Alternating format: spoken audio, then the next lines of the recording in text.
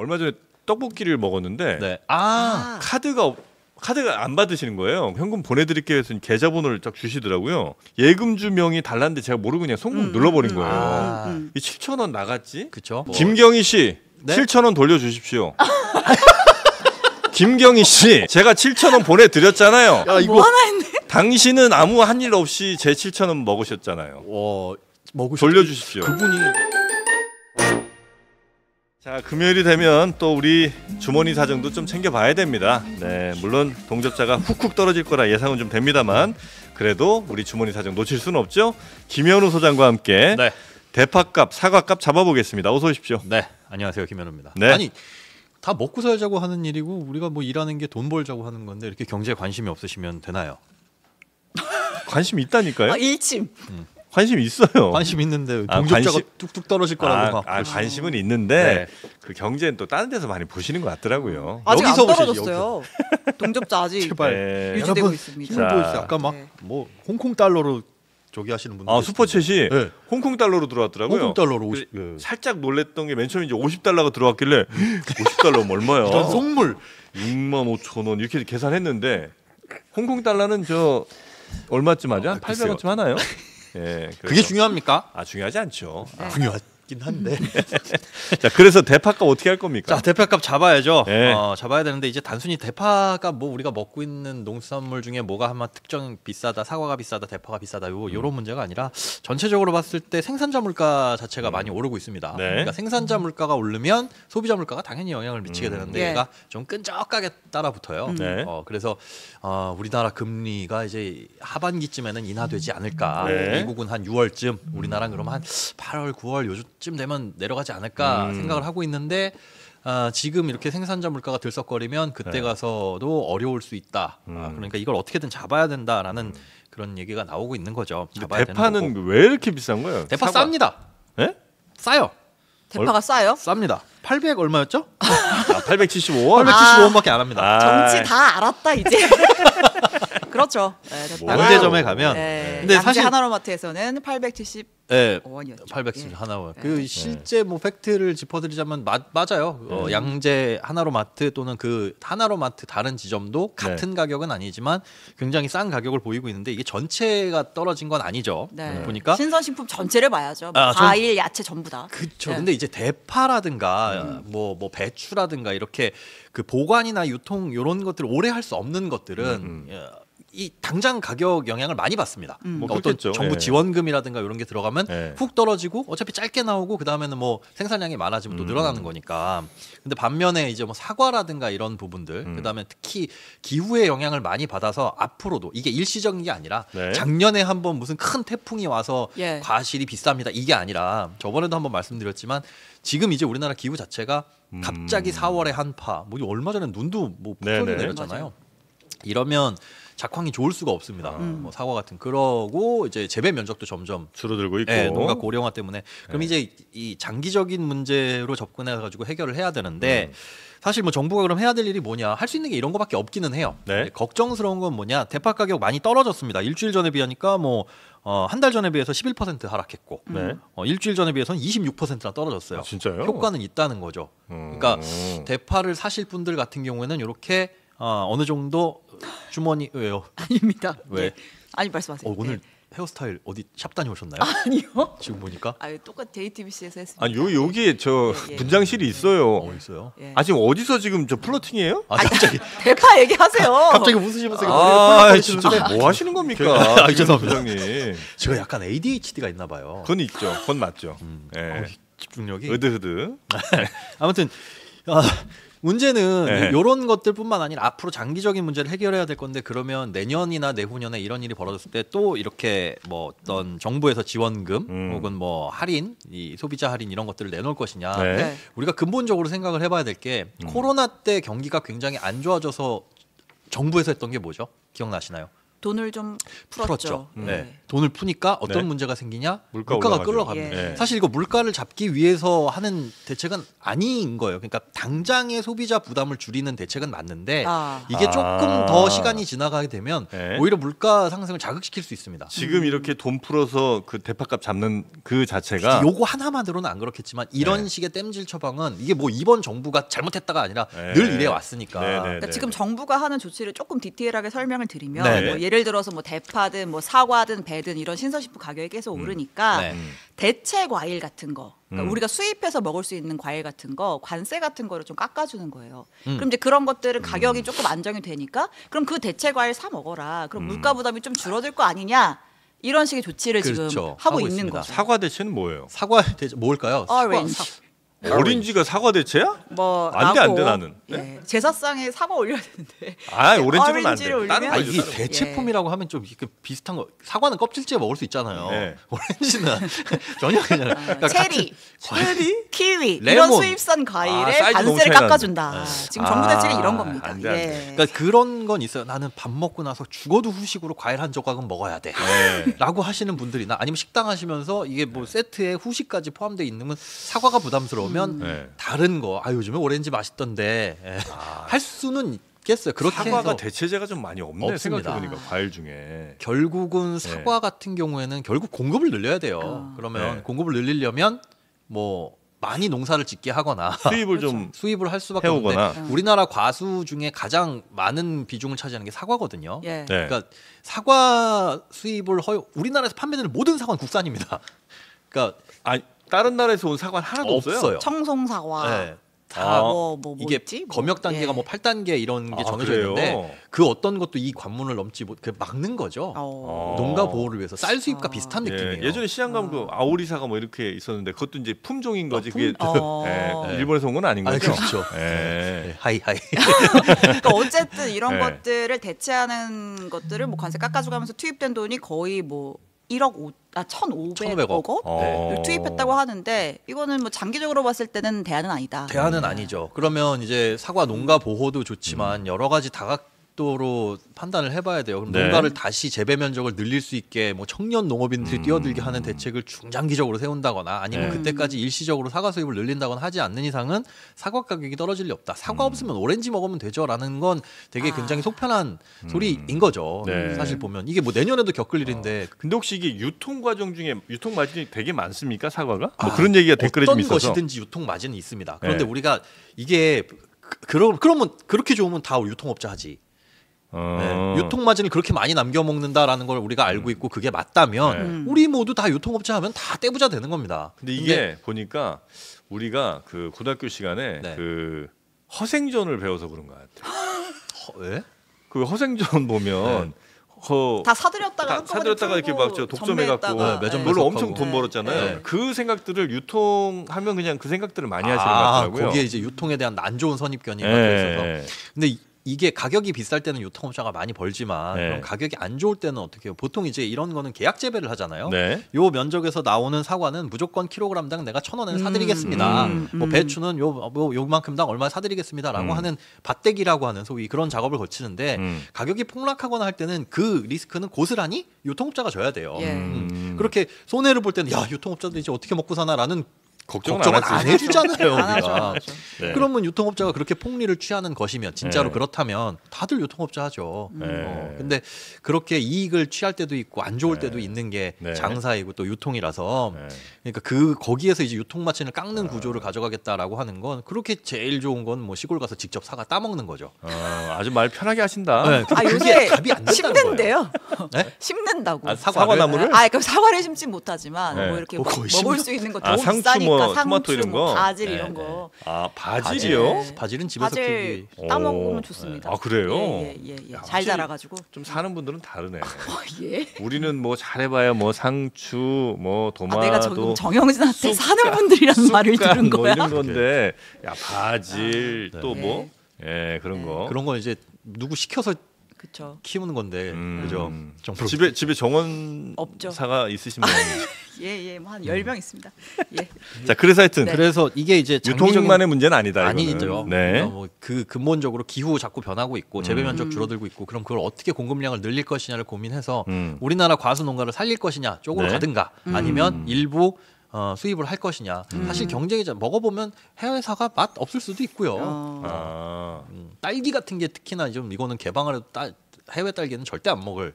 우리나라 딸기는 딸기 진짜 우리나라가 품질력이 예. 진짜 맛있어요. 그런 것처럼. 딴 데가 못 먹어. 근데 사실 이게 농가 분들이 들으면 굉장히 기분 나빠할 소리긴 왜? 하죠. 그런 거 자체가 수입해서 완전히 저가에 나오면 네. 경쟁력이 떨어지는 거니까 그럼 그 품질 경쟁력을 아. 어떻게 올릴 것이냐라는 대책을 세우거나 수입하자는 얘기에 대해서 네, 네, 네. 그럴 수 있죠. 그럴 수밖에 없죠. 민감한 부분이라 네. 이게 민감한 부분이니 표에 연결되어 있으니 정치에서 다룰 수가 없는 거긴 한데 네. 근본적인 문제 해결책이 안 나오면 네. 자꾸 이렇게 물가를 오히려 자극할 수 있는. 근데 우리나라가 좀 과일, 농산물 이쪽이 전체적으로 가격이 다른 나라에 비해서 많이 비싸죠. 네.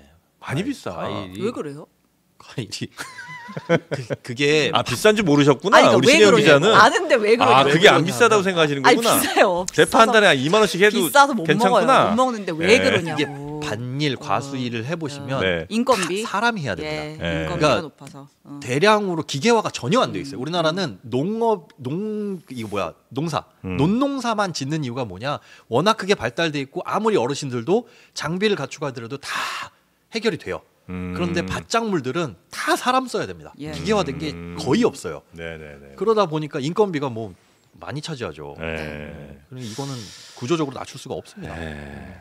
하여튼 그래서 마트 가서 이렇게 뭐 다른 나라도 마트 가보고 뭐 시장 가보고 하면 네. 우리나라만큼 과일 비싼 비싸고 곳이 채소 비싼 나라 없죠. 별로 없더라고요. 그래서 사실은 접근을 해외 수입을 개방하지 못할 거라면 네. 대기업이 농업에 뛰어들 수 있게끔 만드는 것도 저는 나쁘지 않다고 봐요. 근데 그걸 하면 야 대기업이 농업인들 다 죽인다라고 손가락질 할 수 있지만 실제로는 우리나라 농업을 살리려면 거기서 뛰어들어서 대규모로 경작을 하게 하는 방법밖에는 지금은 시간이 갈수록 남아 있는 건 없다. 출연진의 개인 아, 의견임을 그쵸. 밝혀드립니다. 네. 예.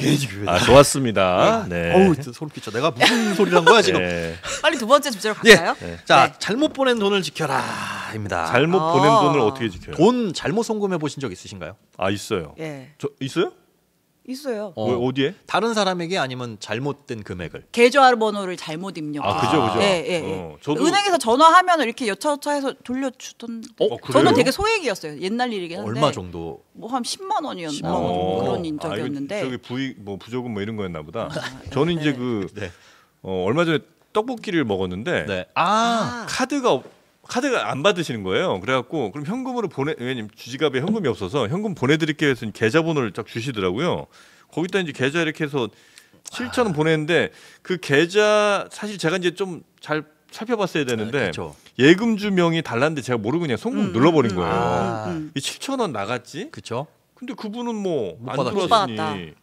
그 나는 이제 그 돈을 받아서 다시 드리고 싶지만 그럴 수 없잖아요. 그럴 수 없죠. 다시 이제 7,000원 보내드렸어요. 그리고 이제 얘를 어떻게 해야 되나 막 고민하다가 너무 배가 부른 거예요. 7,000원치 떡볶이 먹으니까 되게 배부르더라고요. 네. 그래서 이제 차에서 잠깐 이렇게 자다가 네. 까먹었어요. 네. 7,000원 못 받았어요. 그거 얼마나 지나셨어요? 한 1년 넘었어요? 1년 안 됐죠. 1년 안 두세 달? 됐으면 신청할 수 있습니다. 아, 그래요? 받을 수 일단은, 있어요? 예. 받을 수 있는 거는 언제든 받을 수 있긴 예, 한데 예. 절차를 보면 우리가 예. 그거 은행에다 얘기해서 내가 잘못 보낸 거다라고 얘기하면 송금 이력 남아 있으니까 당연히 그쵸. 돌려줄 수 예. 있는 거라고 생각을 예. 하는데 은행 입장에서는 절대 그 계좌에 손을 댈 수 없습니다. 은행이 그렇게 하는 건 이제 뭐 횡령할 때나 보이스피싱이나 뭐 이런 거. 몇백억씩 횡령할 때나 빼돌리는 아. 거지 사실은 내 계좌에 돈이 들어와 있으면 이건 내 거라고 주장을 해도 어쩔 수가 없는 거예요. 그러니까 그 사람이 내 거라고 하면 그렇죠. 어. 근데 그게 아니라는 거는 이제 네. 잘못 보낸 사람이 증명을 해야 증명을 되는 해야지. 거죠. 어. 공놀이 하다가 축구하다가 남의 담장 넘어갔어요. 내공이에요 저거. 경찰 불러서 저거 내공입니다라고 해도 그 사람이 집주인이 아니라고 하면 그 사유지에 넘어가서 빼올 수 없는 거잖아요. 거기 CCTV든 목격자든 다 보여줘야 되는 것처럼 돈도 마찬가지입니다. 예. 잘못 보냈으면 그 보낸 이력은 있어도 네. 이게 안 그러면 선의의 피해자가 생길 수도 있거든요. 그래서 일단 달라고 하고 은행 네. 통해서 내가 이 사람한테 그럼 은행이 연락을 합니다. 선생님 이렇게 해서 잘못 보내신 건데 그거 돌려주시겠어요? 그러면 당연히요. 예. 해서 예. 받은 맞아요. 게 맞아요. 그겁니다. 맞아요. 예. 10만 원인데 만약에 예. 그 사람이 전화를 안 받는다거나 예. 연락이 안 된다거나 뭐 형이 싫다 귀찮다 뭐 지가 잘못 보내놓고는 내가 그걸 왜 번거롭게 지 알아서 하라 그래 이런 식으로 나오면 그러면 어떻게 해야 돼요? 못 받아요? 법원에다가 이제 그 아. 얘기를 해야 돼요. 뭐. 김경희 씨 네? 7,000원 돌려주십시오. 김경희 씨 제가 7,000원 보내드렸잖아요. 야, 이거 뭐 하나 했네. 당신은 아무 한 일 없이 제 7,000원 먹으셨잖아요. 돌려주십시오. 그분이 이제 이거 특정이 됐잖아요. 네. 이름이 특정이 됐고 뭐 사는 곳과 이건 안 됐으니까 그건 안 됐죠. 명예훼손이나 이런 거 조금만 더 아니 가면 김경희 씨 내 돈 받아갔잖아요. 주세요 빨리. 우리나라에 그분은- 김경희 씨 한 15,000명 네, 계시는 거 아니에요? 다행입니다. 네. 무슨 잘못이야? 김경희님 네. 빨리 돌려주세요. 7,000원. 야, 송금 계좌 수수료 빼고 6,000원만 돌려주셔도 뭐라고 안 하겠습니다. 많이 떼줬네. 아무튼 네, 당사자가 너 내 돈인데 잘못 네. 온 거 난 모르겠는데 안 그렇죠. 돌려주고 싶은데 하면 네. 법원으로 법원으로 된다? 가야 됩니다. 예. 그래서 지급 명령을 신청을 하고 예. 그거에 대해서 안 따르게 되면은 이제 그걸 토대로 은행에서는 돌려줄 수가 있는 거예요. 근데 네. 복잡하잖아요. 네. 그래서 예금보험공사에서 뭘 해주냐면 2021년 7월부터 우리한테 얘기해라. 그럼 우리가 그걸 대신해 줄게. 근데 일단은 먼저 은행에 요청을 해서 달라고 본인이 한번 해야 됩니다. 네. 그래서 상대방이 거절하거나 연락이 안 닿으면 그때 예금보험공사가 해주는데 엊그제 그 보도자료를 내놨어요. 이런 네. 거 실수 많아지니까 이거 좀 제발 주의하셔라. 네. 주된 실수 송금 중에 60%는 모바일로 발생한다. 그래, 모바일 저도 핸드폰으로 네, 하다가. 예전에 그 손으로 쓸 때는 이거 2, 7, 맞아. 8, 5 몇 번을 썼는데 맞아. 칸에 맞나? 그쵸. 열쇠 네. 자리 맞나? 뭐 네. 그리고 은행원이 확인하잖아요. 뭐 김현우님한테 네, 보내는 거 맞으세요? 맞아요. 뭐 아닌데? 그럼 바로 나오는데 요즘 이거는 버튼 하나면 너무 쉽게 네, 되니까. 바로예요. 그래서 60%가 모바일. 그러면 전체 발생하는 것 중에 실수는 60%가 계좌번호 잘못 입력. 근데 심지어 계좌번호 잘못 입력도 있지만 목록 있잖아요. 예. 네. 그 목록 잘못 선택하는 것도 한 30%. 네. 엄마한테 보내야 되는데 밑에 있는 아빠한테 네, 아빠한테 보내야 보내거나 뭐 맞아, 즐겨찾기 맞아. 해놓은 거 아. 헷갈려서 이렇게 잘못 보내거나 그런 거 그게 30%. 그리고 나머지는 이제 돈을 잘못 보내는 건데 한 3% 정도가 잘못된 금액. 네. 그 중에 50%는 0 하나 더 붙이는 일. 안 돼. 그건 너무 세다. 세죠. 예. 10배가 그 200만 원 보내야 되는데 2천 보내고 이런다는 거 그런 아니에요? 거죠. 잔고가 와 사이즈가 다르시네요. 2천을 보낼 수 있단 말이에요.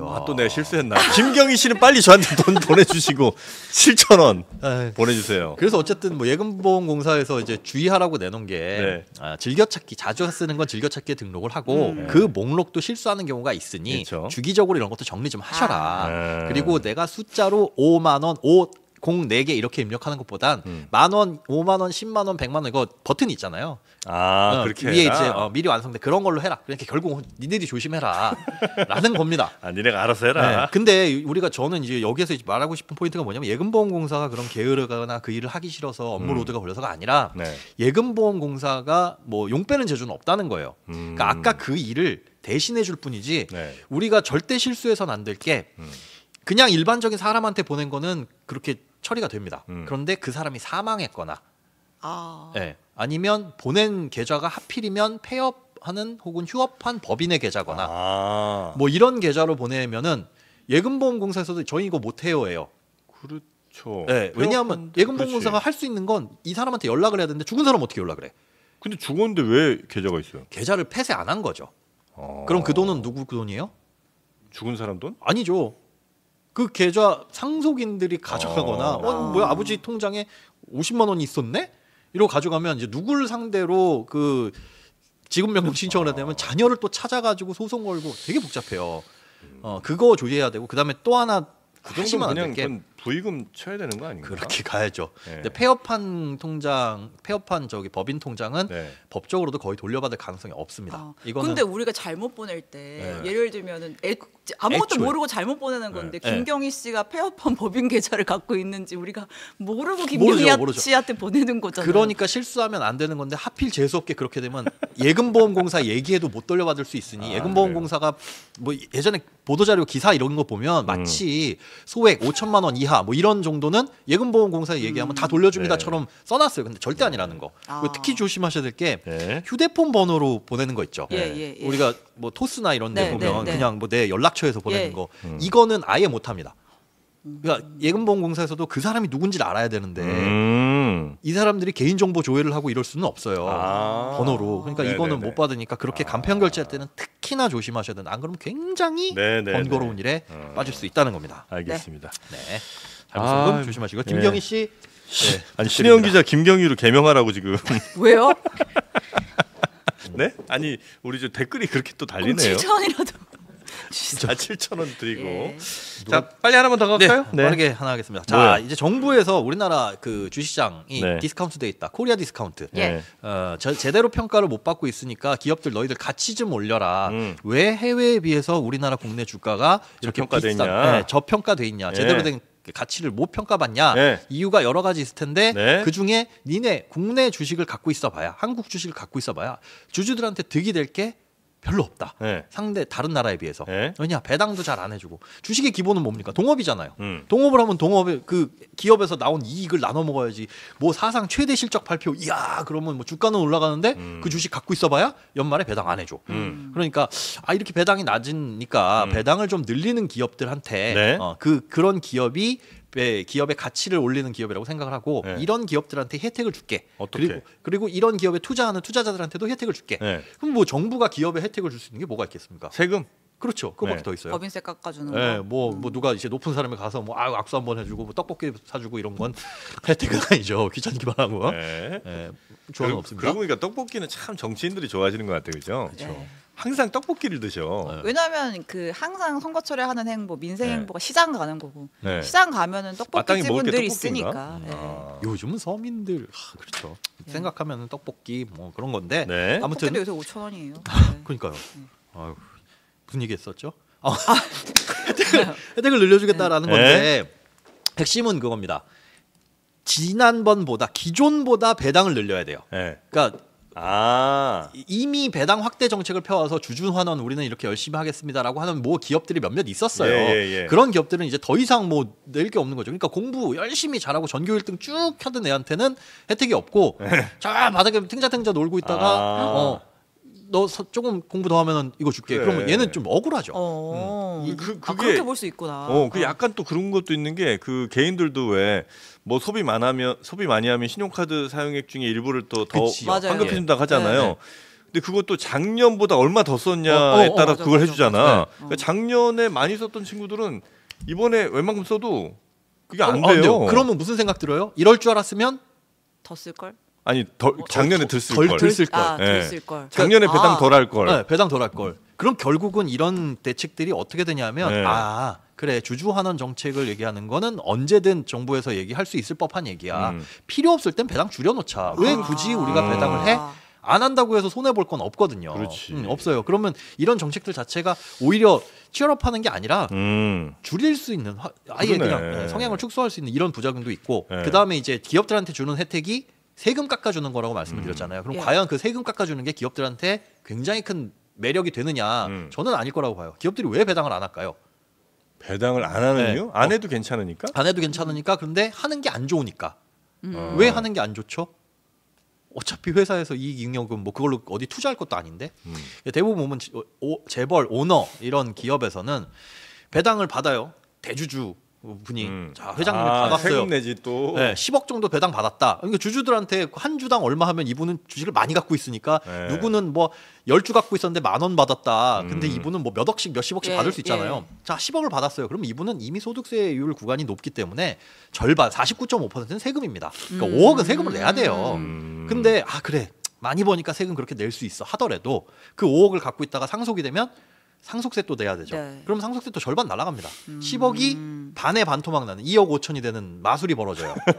그러면 결국 할 수 있는 건 뭐냐? 배당 안 해주고 회사에 쌓아놓습니다. 이 회사 물려줄 거니까. 그 다음에 내가 돌아가시면 내가 사망하면 그 지분 쭉 하고 그 지분을 가진 내 아들, 내 손자는 거기서 자 이제부터 배당 시작. 여지껏 몰려왔던 거 우리는 주주환원 정책 이제부터 펼치겠습니다. 라고 하면 그 소득세는 많이 내겠지만 상속세 네. 재원이 생기잖아요. 그렇게 이전해줘야지 누가 반에 반토막을 내겠어요. 그러니까 재벌 기업에서는 사실 이게 그래 법인세 깎아주신다고요? 감사합니다. 하지만 저희는 배당할 여력이 없네요.